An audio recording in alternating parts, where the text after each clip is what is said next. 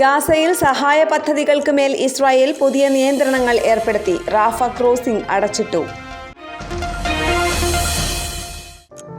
ബംഗ്ലാദേശിലെ ഒരു വസ്ത്രനിർമ്മാണശാലയിലുണ്ടായ വൻ തീപിടുത്തത്തിൽ 16 പേർ മരിച്ചു. മരണസംഖ്യ ഇനിയും ഉയർന്നേക്കാമെന്ന് അധികൃതർ മുന്നറിയിപ്പ് നൽകി. വാണിജ്യ ആവശ്യങ്ങൾക്കായി തന്റെ ഐഡന്റിറ്റി അധികൃതമായി ഉപയോഗിക്കുന്നത് തടയാൻ ഡൽഹി ഹൈക്കോടതിയെ സമീപിച്ച നടൻ ഹൃതിക് റോഷൻ.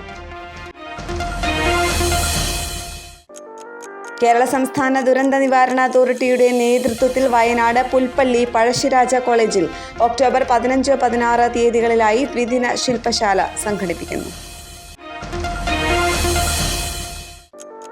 ശിരോവസ്ത്രം ധരിച്ചതിനാൽ ക്ലാസിൽ നിന്ന് പുറത്താക്കിയ വിദ്യാർത്ഥിനിക്ക് മതാചാരപ്രകാരമുള്ള വസ്ത്രം ധരിച്ച് തുടർ പഠനം നടത്താൻ അനുവാദം നൽകണമെന്ന് വിദ്യാഭ്യാസ വകുപ്പിന്റെ ഉത്തരവ്.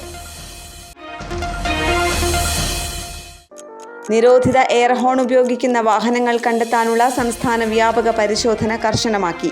2 ദിവസത്തിനുള്ളിൽ 390 കേസുകൾ.